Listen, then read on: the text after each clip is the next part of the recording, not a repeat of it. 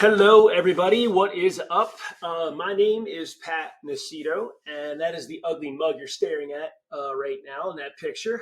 And if you clicked on this video, you downloaded the ultimate internet marketing checklist for veterinary clinics. Okay. For some people, that's all they need, and they're going to go through this checklist and they're going to, see if they're getting things right, and they're just going to check things off, and they'll know if they need to reach out to somebody or if they need to do it have someone else like us or another agency help them out with this, right? What my goal is with this right here is I'm a visual person. Okay. So I really need someone to, kind of show me visually and give me practical examples of what in the world I'm talking about or you're talking about when you're explaining something to me, just how I've always been. So I'm going to just do that because I think a lot of people are thinking like I do. So as I go through this, I want you to keep in mind, okay, number one, not everything I'm showing is for every veterinary clinic. Okay. You just want to make sure that you say, can I use this? Does it make sense? And at the end, if it makes sense just to have a discovery session, as long as you're qualified and you fill out the strategy session questionnaire, I will spend the time with you to add some more value and see, where the best approach might be for your business. Understanding how the folks in your area go through their customer value journey and how they reach you. So without further ado, I'm going to run through this. This is going to be a little bit long, okay? But again, we're going to cover very, very important sections, okay? So please take notes or reach out to us if you have any other questions. There's one other thing I want to premise before I start, though, and that is I've got a lot of feedback from a lot of different veterinary clinics and from different consultants out there, all the way from the financial and accounting side to more the management side, that, even though the pandemic did not really affect vets and their practices as badly as others. As a matter of fact, a lot of veterinary clinics made a lot of money, right? What's happening right now is it's human capital, right? It's learning how to hire someone. It's having a hiring engine, being able to hire before you need someone, right? The onboarding process, making sure that's there's standard operating procedures for that, right? There's also a very important other side, which is the onboarding process for a new customer, right? What seems to be happening is we've got one person within the clinic or two that are managing social media, that are answering questions, that are answering calls. Someone else comes in, they got to put the information into the CRM system. That's customer relationship management system. If you don't have one, it's something you really want to look into. And it's really bogging them down. So the reality is I'm hearing, hey, Pat, I don't have time for more customers. I just don't have any time because I got a lot of people doing a lot of things. And here's my answer to that. There is a process of automation now. What if I told you there's a way to automate once you bring a customer on board, to automate all the files that get created, to automate the welcome emails, the nurture sequences, all the calendar reminders. There's a way to automate that process. And it's once it's set up, what that does is twofold. Number one, it frees up time so you can bring in more customers and make more revenue, but it also lets that person that you're working with that's doing all this work become less of a data entry person and become more of a data scientist, right? They become more of a data scientist where they're looking at, how do I make this better? Or, wow, Mrs. Jones did this and opened this and did that. And everything's tracked and giving them the data they need to analyze what's happening. But they can also maybe do more important things and work with the doctor or the vet more closely to take maybe a little more weight off their shoulders. Okay. All right. So if you're interested in learning more about that, just shoot me an email or shoot me a text or fill out the form and we can talk more about that. This is designed to go through this checklist. So let's get going. Okay. First things first, looking at the website, right? Guys, this is pretty straightforward stuff. You can almost Google any place to find out if your site's up right. You want your phone number on the top page. I've got a couple different vet sites that I'll pull up and give you examples of, ones that are pretty solid and pretty much doing the right thing. But you'll see little things that are important, making sure that you can click and kind of click through here and call. Very, very important, right? Make sure that your services are here. Okay. If someone's looking for something like this, because maybe they already saw a vet and they're looking for the best, acupuncture or whatever they're looking for, dentistry, and they're looking for someone, make sure the services are in a drop down. And then also make sure when you click on it, they can get to those services. Okay, very, very, very important things to understand when we're going through this. As we go down here, though, you want the call to action, right? Now, remember, we're talking about calls to action. So when we look at different websites, you want to make sure maybe someone wants to request an appointment, right? That's great. And they'll call you or they'll fill out a form, all right? They'll go click here and they'll fill out this form, right? And they'll go through.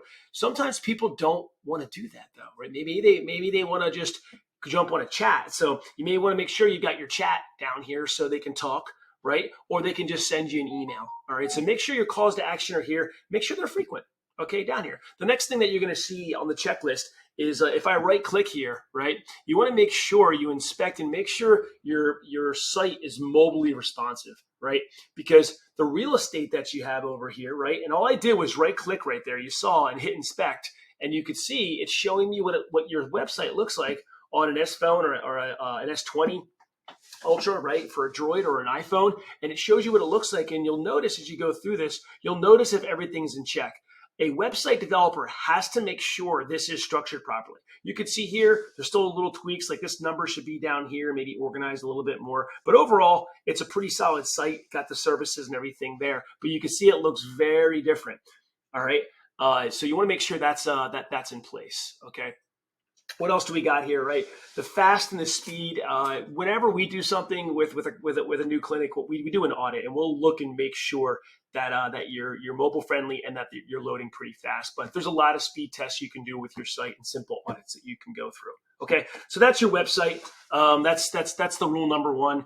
The next thing is it optimized for search engine optimization? Okay, and again, this varies for each person that you work with, but you want to make sure that the cities and the sub-cities that you're at are structured properly. And those important keywords like vet near me, emergency, if you do emergency vets, if you do dental, are set up. The best way to do that is really to jump on the site and make sure you have sections. So if someone wants to talk about, dentistry, you've got a section for dentistry and you get into it. And if you hover over the top here, you hover over it, you'll see it says veterinary dentistry, right? And it has the area and the city. Very, very important to make sure that's set up properly like that. That way someone gets to this page on SEO if they're there. So that's kind of the practical example of what I'm talking about. Another thing to keep in mind about search engine, and it's down here, it's about the blogging, is if someone has a concern about something, Google's not going to send them to a product page or a service page.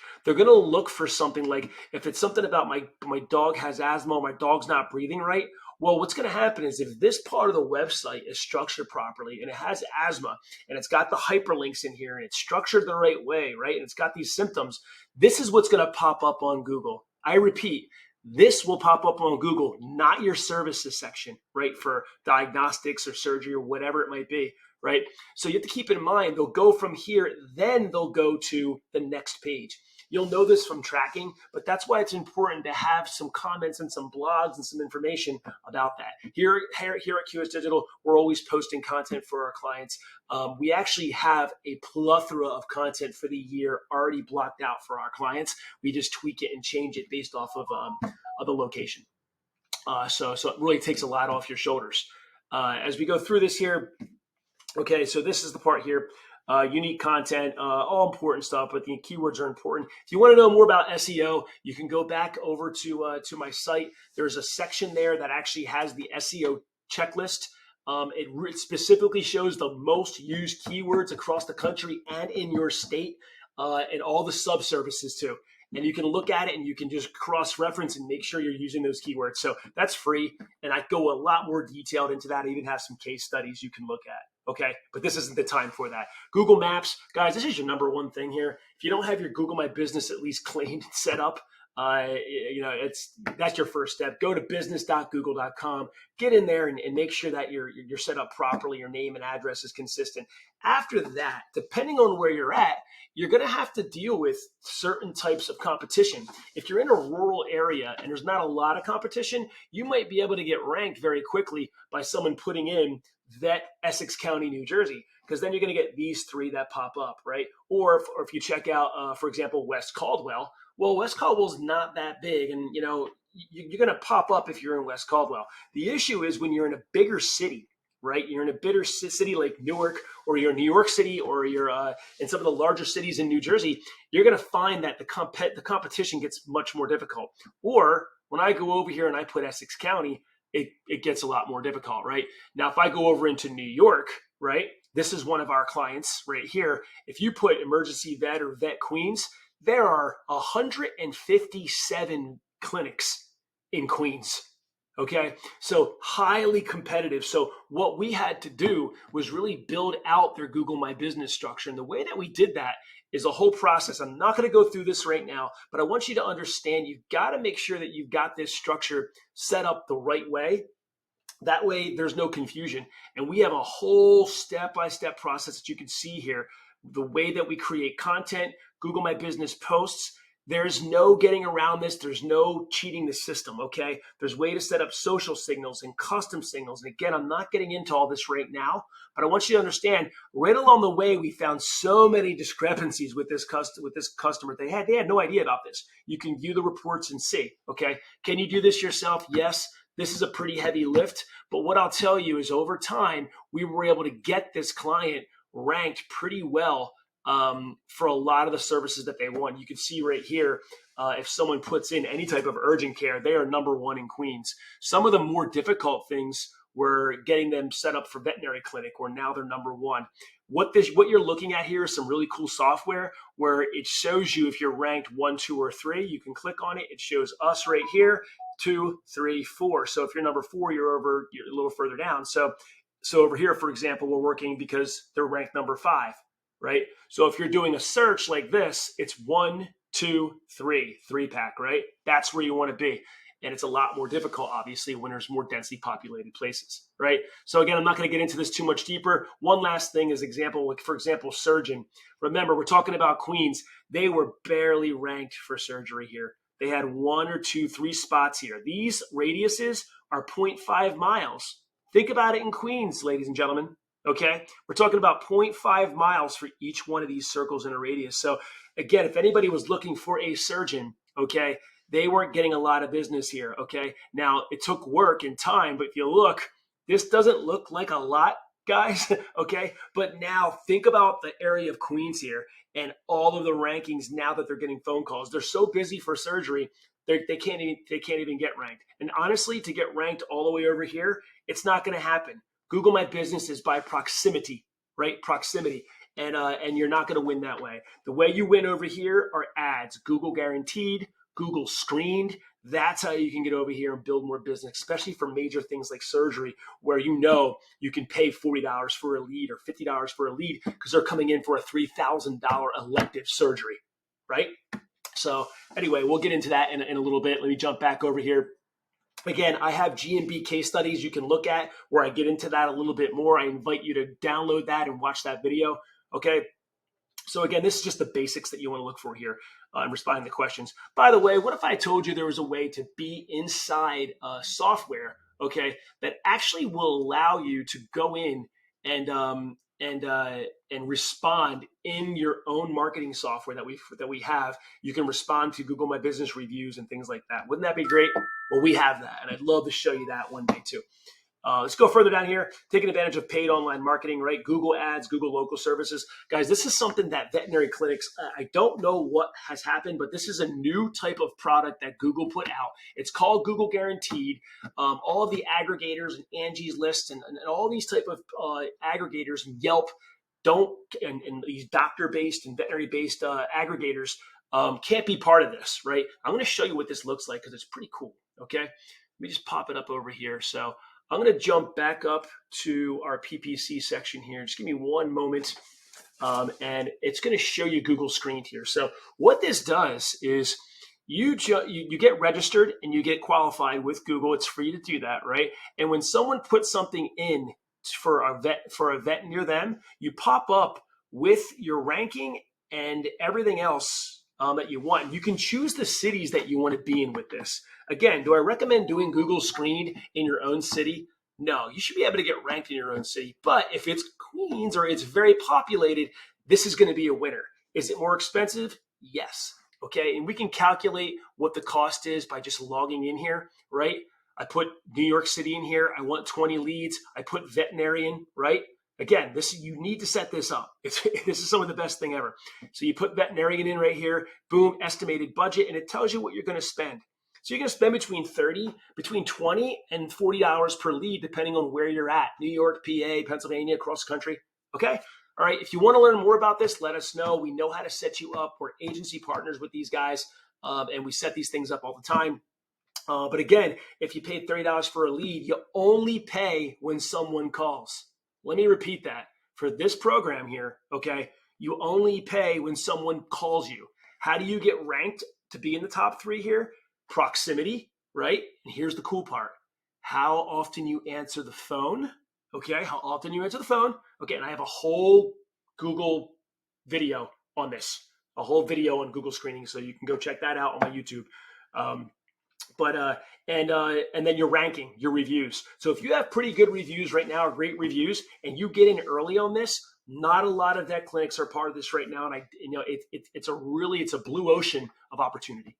Okay, let's jump. And then regular AdWords, it's something that's important too. But depending on the keyword, sometimes it makes sense, sometimes it doesn't. But again, you want to have your AdWords running until your SEO kind of offsets that in your Google My Business.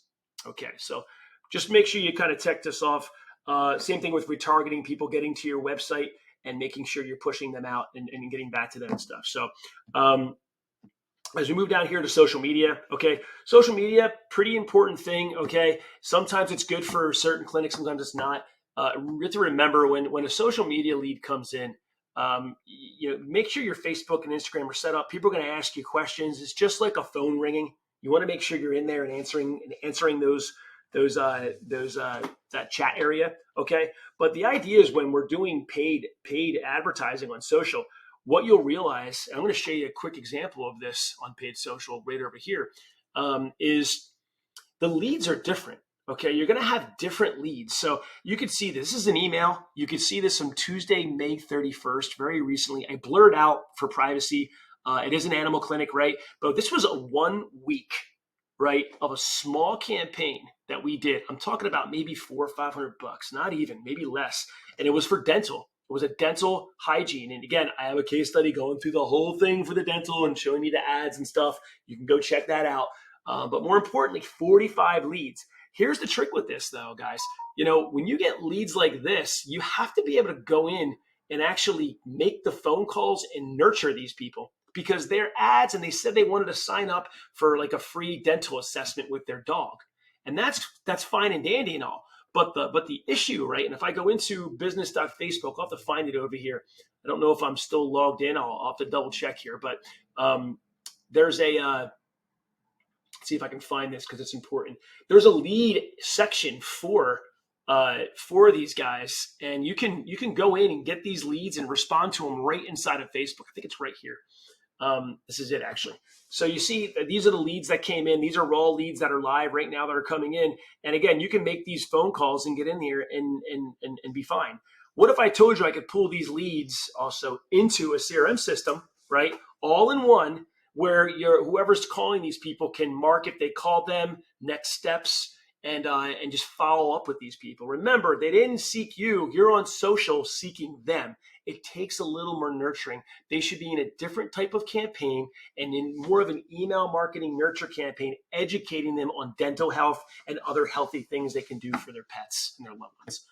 Got it? Okay. So that's social. When we have our campaigns for social, again, if you work with us, we have the whole 6 months to a year booked out with all kinds of 4th of July specials and all kinds of campaigns. You get to choose. And how would it feel if you just had your campaigns and your specials and promotions all booked out at least for 6 months? I'm not saying it's got to be for a year. What about like 3 months, 6 months?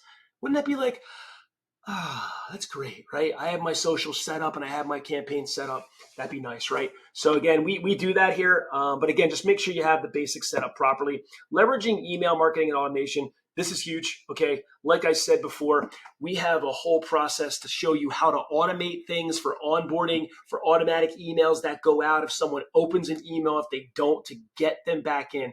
This right here is all about taking what you have and creating an increase in annual customer value, right? So if you don't know what your annual customer value is, you're just going to take your customers and your revenue and divide it, right? It doesn't matter. One was 5,000, one was $20. Okay, we all know you make it between about $500 and $700 per year per customer.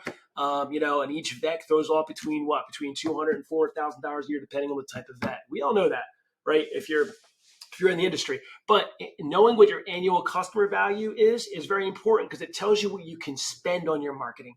Okay.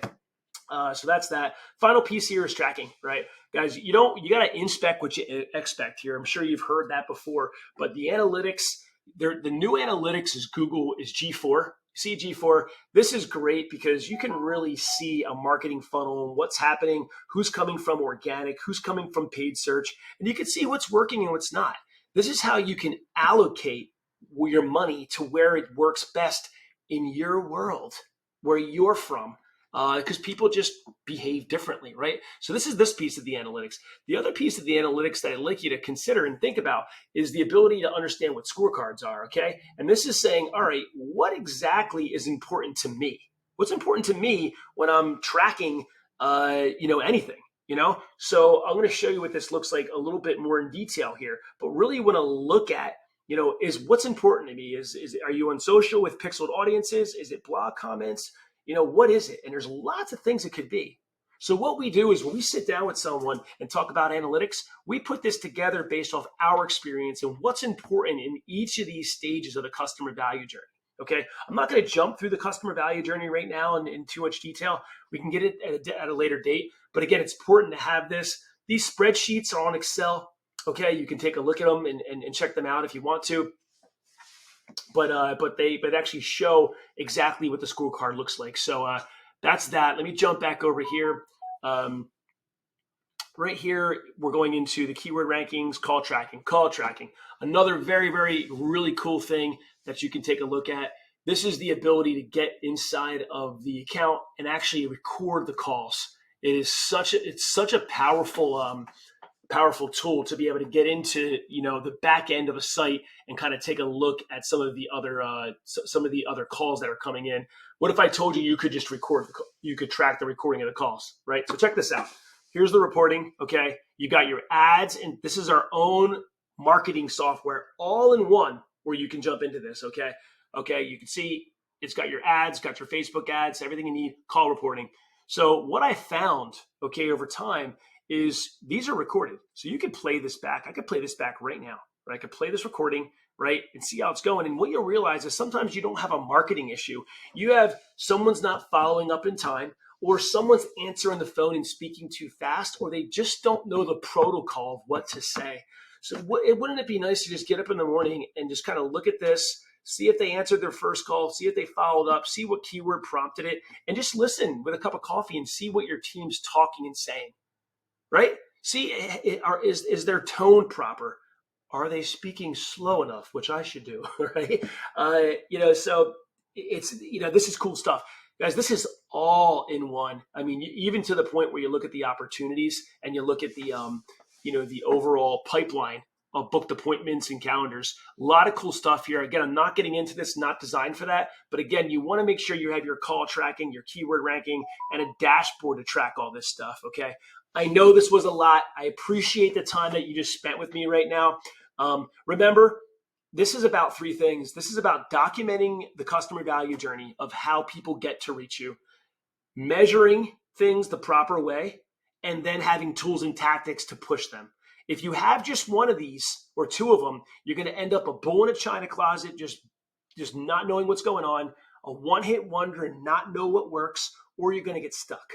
When you put this together, this is called the growth triad. We go through this in our 90-day growth accelerator program. It's super, super important to understand. An example of this customer value journey, once we get people in the door, they become aware of you. The key here is to make sure we take our time and engage until they're ready to convert. And then we want to excite them. That's that first visit. that first visit to the vet where they're like, wow, my pooch, my cat, my bird, my horse, they're they're in good hands, right? That's that North Star metric, right? There's all ways to measure these things, and there's tools and tactics all inside here, right? But one of the biggest areas is here is once they come in for whatever reason, it's upselling them in a natural, organic way, right? To be able to get more of your service and take advantage of wellness packages or whatever else it might be in the right proper way. A lot of this stuff can be automated, guys. Okay. And then it's getting referrals. And once you do a great job, word of mouth is the best thing. And they become your biggest advocate and fan, right? So we have a whole process where that we walk through this and look for your opportunities and where there's gaps. Okay. So, at the end of the day, this are the overall process of the different things that you can use. And I can send this over to it. It's going to be in the PDF, but you can see this is kind of the overall process with your veterinary clinic. Again, depending on your size and your need, you don't need to use all of these, but you need to audit, see which works, and make sure they're matching whatever your revenue goals are for the year. So I hope you enjoyed this. If you have any questions, get on a call, get on my calendar, and I'd be happy to answer them. Thanks.